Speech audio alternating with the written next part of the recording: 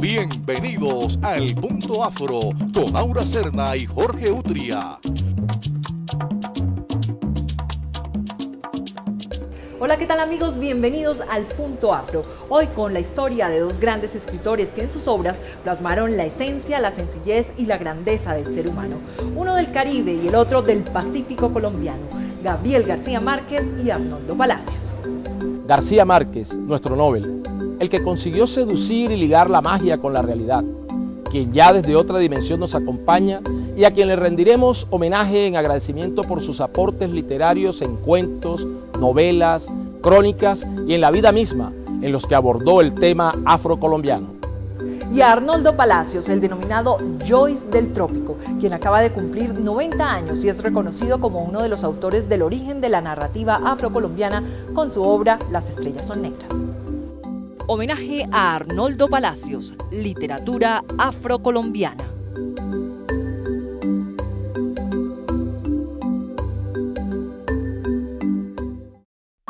El maestro Arnoldo Palacios nació en Cértegui, Chocó, en 1924. Creció en una familia tradicional chocuana. Entre 7 hermanos, se destacó por su amor a la lectura. Siempre buscó su sueño de contar historias que reivindicaran el lugar del ser humano y del ser afrocolombiano. En 1949, escribe su obra cumbre, Las estrellas son negras, que por primera vez pone como protagonista a un afrocolombiano en la literatura, y en la que narra a partir del joven Irra la marginación y el olvido de la población del Pacífico colombiano.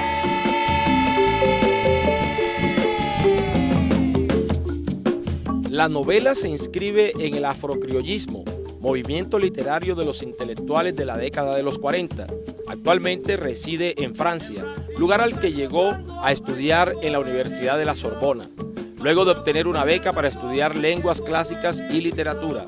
Jamás olvida su tierra colombiana, que siempre lo inspira en la labor de la escritura.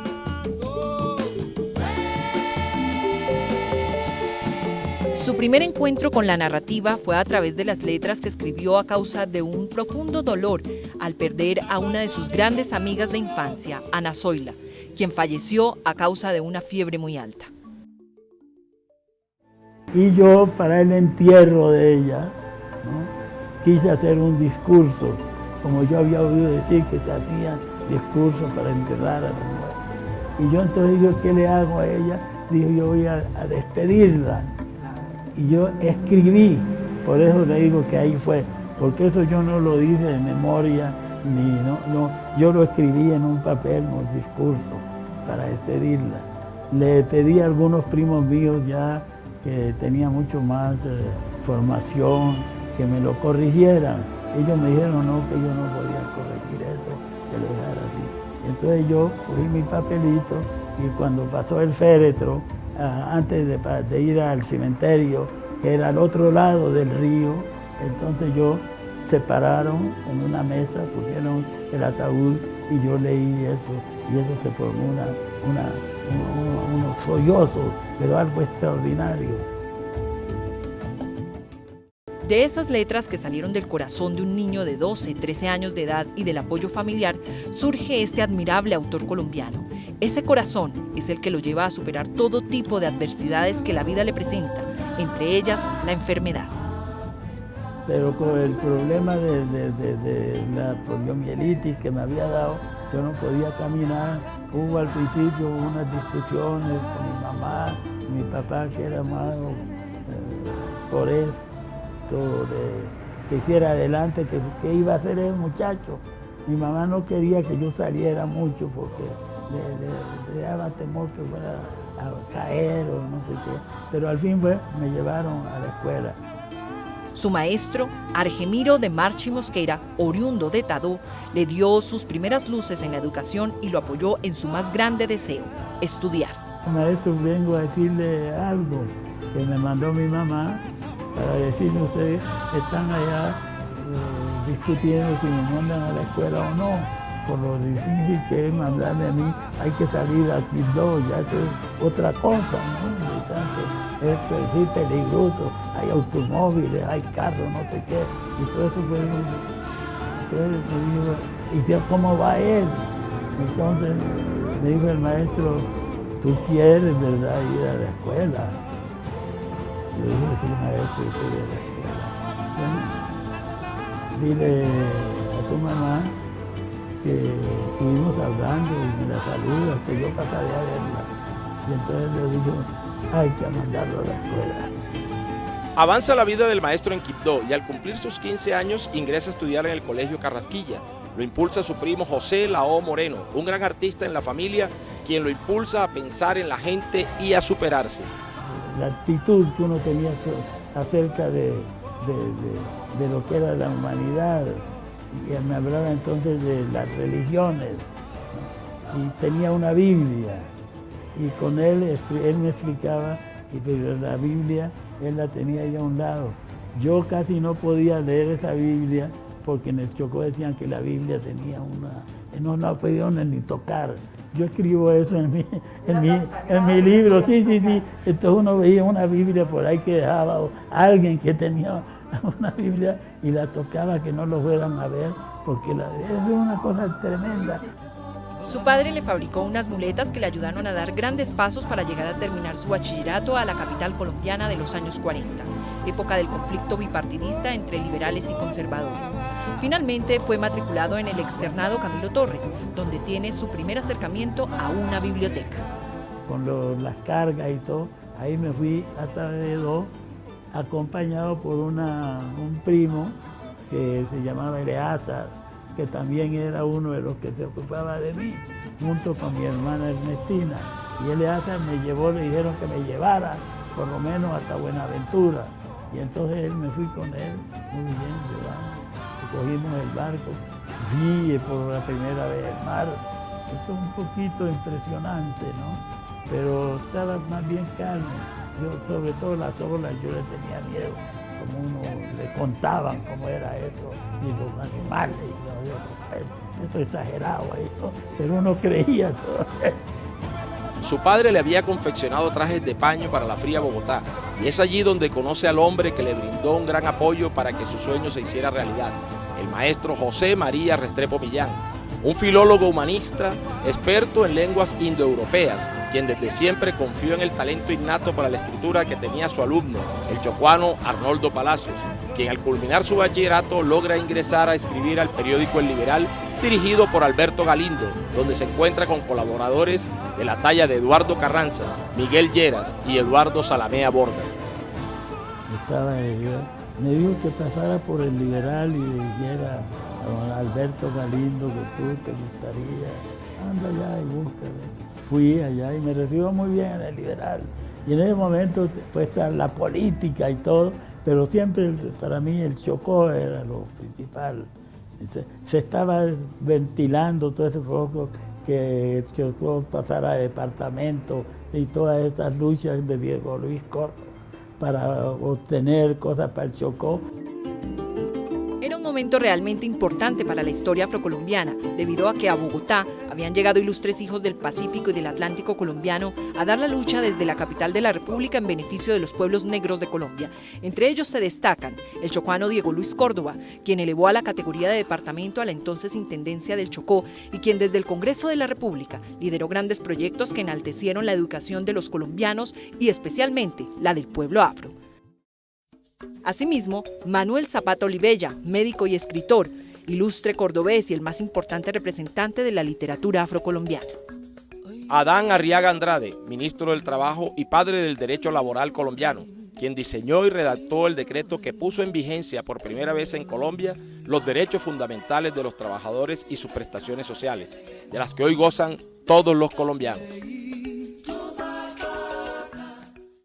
Estaban los debates de Diego Luis por pasar el departamento del Chocó.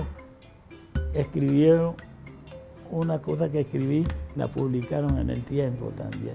Siempre la cosa iba sobre el Chocó. Y yo ya volví y dije, no, yo voy a estudiar Derecho. Y me fui a buscar a La Libre. Y me matricularon allá. Allá fue más fácil, ¿no? Porque... donde recibió clases de ilustres como Jorge Soto del Corral.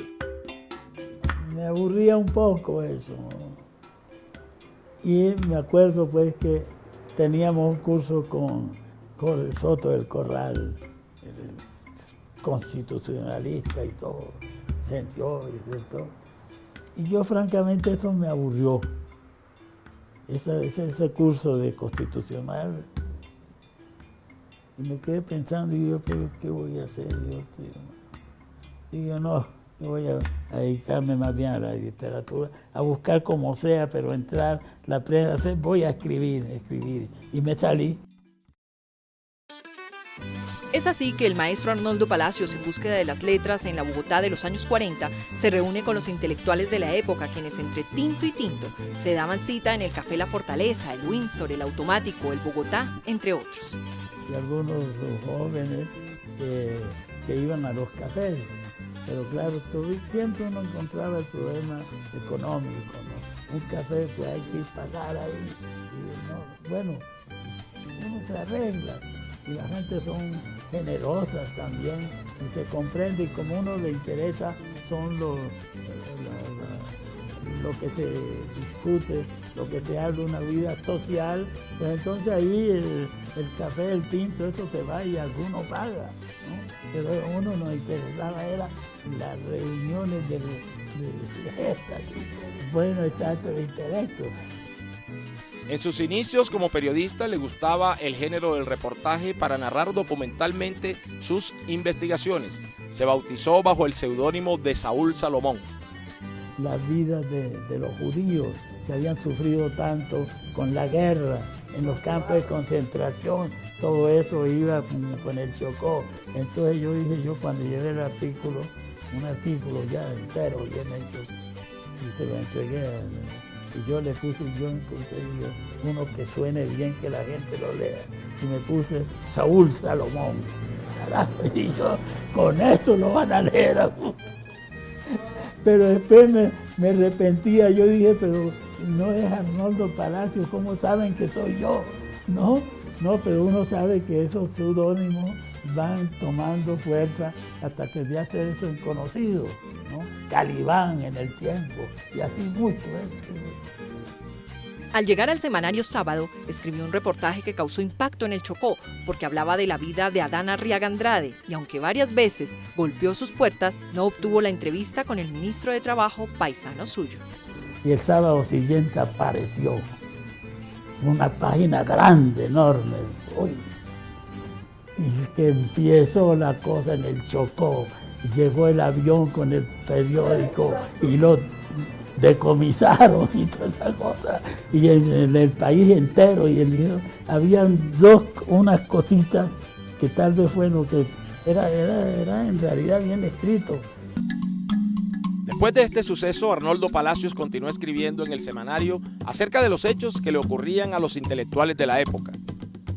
Es en este momento que se agita el pueblo y ocurren los hechos de violencia acaecidos el 9 de abril de 1948 en Bogotá.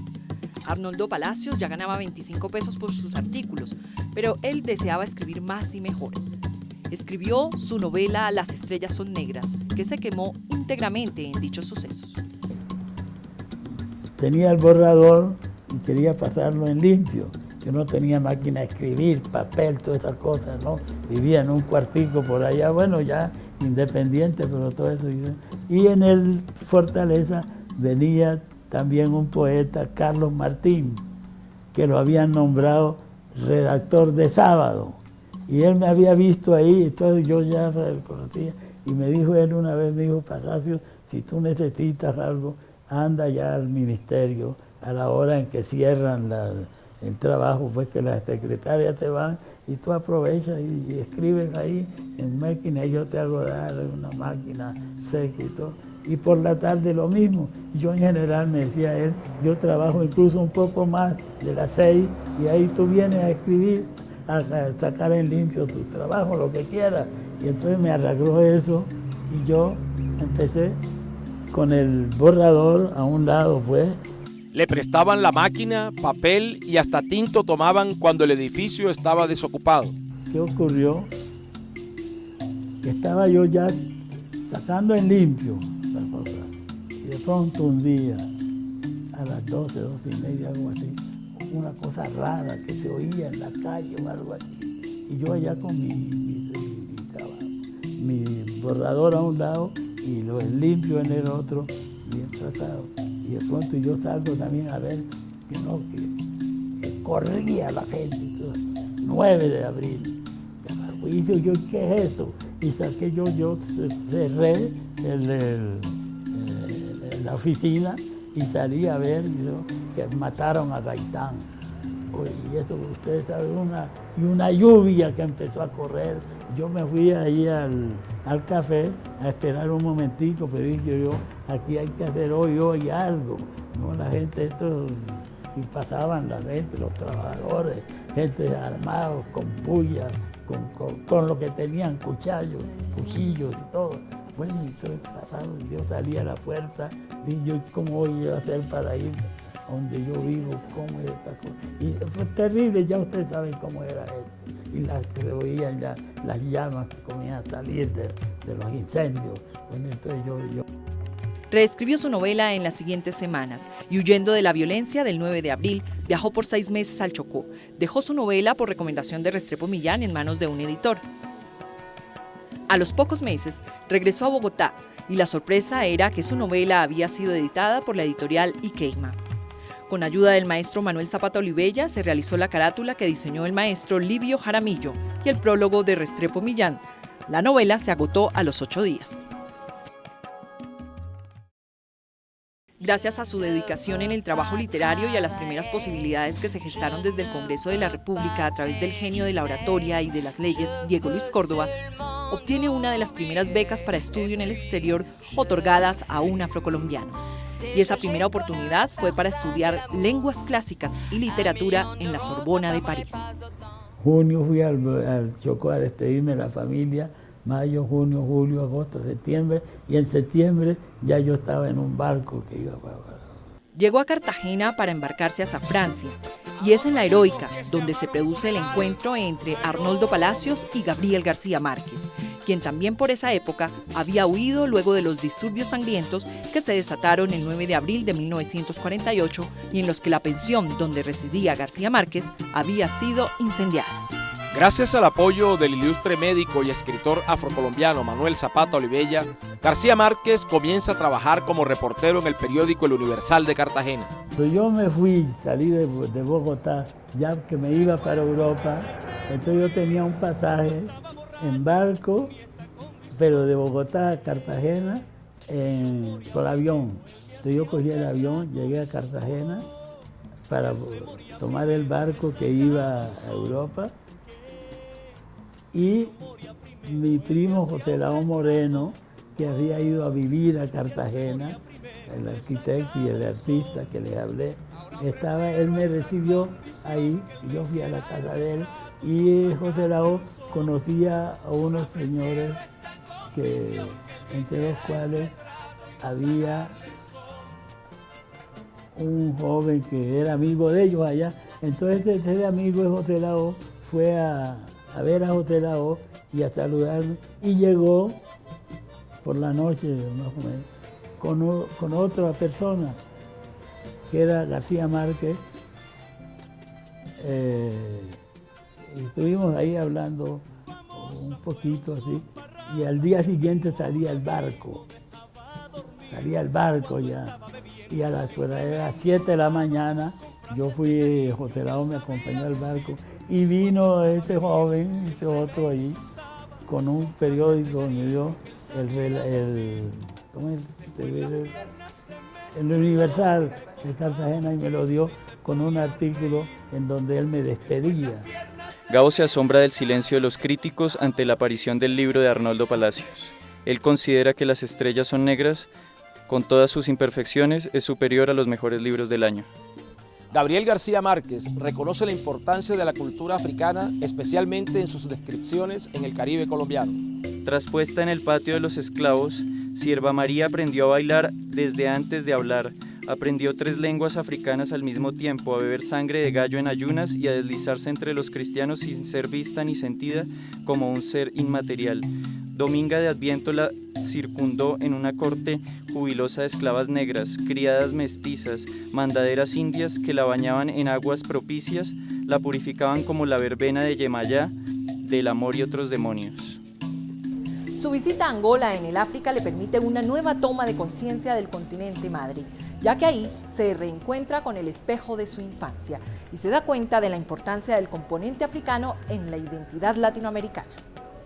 En 1954, Gabo publicó en El Espectador 4 crónicas sobre el abandono en el que se encontraba el departamento del Chocó por parte del Estado y de los mismos colombianos. En Quibdó, Condoto, Ismina, Novita, Otadó, cualquier cargador de plátanos que llegaba a la plaza pública y se enteraba en 2 palabras de qué estaba pasando, subía al balcón a improvisar un discurso en el que explicaba por qué el Chocó no era, como debía serlo, el primer productor de plátanos del país. El Espectador, octubre de 1954. Palacios nunca se dejó vencer por la enfermedad y con la ayuda de sus padres Venancio y Magdalena, se paró en sus propias piernas, cruzó el océano y llevó su obra a lenguas como el francés y el italiano. Al hablar con el maestro Arnoldo Palacios, descubrimos a un ser lleno de sabiduría ancestral y al leerlo a una de las plumas más perceptivas de la literatura afrocolombiana. Desembarcó en Cannes, luego de tomar el tren llegó a París, ciudad que le pareció fría, gris, parecida a Bogotá, y sin hablar una sola palabra de francés, inició sus estudios de literatura clásica y fonética, y recuerda el maestro Palacios que fue el profesor Fouchet quien firmó su diploma. Arnoldo Palacios afirma que escribir novelas le ha servido para conocer más al hombre, para representar la vida humana. Sostiene que lo importante es escribir y no publicar. Y lo que me parece a mí más importante y que la vida literaria, nuestros pueblos sobre todo, pues en la belleza deben encontrar, es encontrar esa certidumbre de que cada día debe pedirse como Él es, pero que siempre hay que respetar al hombre mismo, porque ningún hombre puede creer que Él es superior al otro. Todos salimos de ahí y todos llegamos ahí. Y eso es cierto, eso no es más remedio. Cada cierto tiempo regresa a Colombia luego de vivir por más de 50 años en Francia. Hoy está radicado en Normandía y continúa presentando sus obras Las estrellas son negras, La selva y la lluvia, Buscando a mi madre de Dios, sus memorias, en las que dice que después de buscarla en Certegui, Bogotá, Polonia, Rusia, Islandia, no es otra cosa que rebuscarse la vida para llegar a momentos, personas y lugares jamás imaginados, pero siempre soñados. Hoy por hoy se dan pasos gigantes para contarle al mundo la historia de la comunidad afrocolombiana en búsqueda de la identidad nacional. Y es a través de la etnoeducación y de iniciativas tan importantes como las del Concurso Nacional Estudiantil, organizado por la Fundación Color de Colombia, denominado Literatura y Afrocolombianidad con memoria de Gabo, que se estimula la lectura de la Biblioteca de Literatura Afrocolombiana, aportes invaluables a nuestra identidad como nación. Bueno, el libro de 100 años de soledad me parece muy emocionante y como muy interesante la manera en la que Gabriel García Márquez logra hacer de una situación cotidiana algo tan mágico, algo tan personal, algo tan lindo que te transmite a ese momento y te cautiva. Es como la manera en la que él logra meterte en el libro y hacerte sentir que tú estás mirando la historia desde una perspectiva que es como si tú no estuvieras ahí y las cosas pasan. Pero es muy interesante que te cautiva y te lleva a seguir leyendo y quieres seguir alimentándote de ese libro tan bueno que él ha escrito.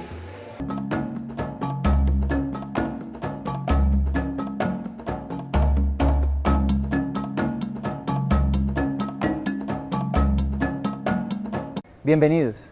En este especial de Al Punto Afro sobre recomendados literarios hablaremos sobre la obra de Gabriel García Márquez. Libros como Textos costeños, Los funerales de la mamá grande y 100 años de soledad abundan en referencias al tema.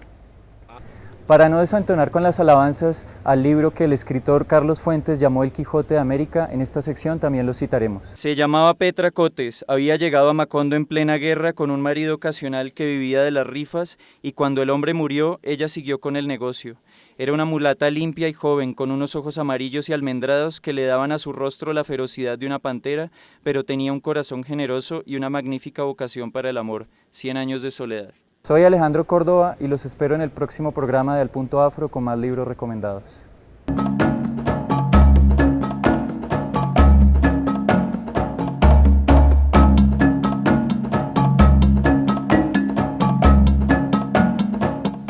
La literatura afrocolombiana no es reciente. Desde los inicios de la República ha estado presente en el universo de la literatura nacional.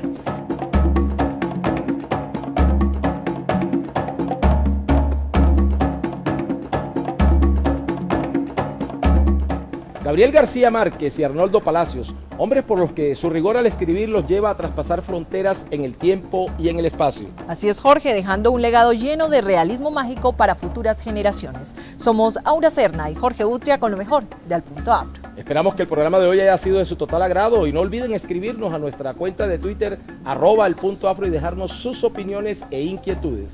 Nos vemos en una próxima oportunidad y hasta entonces.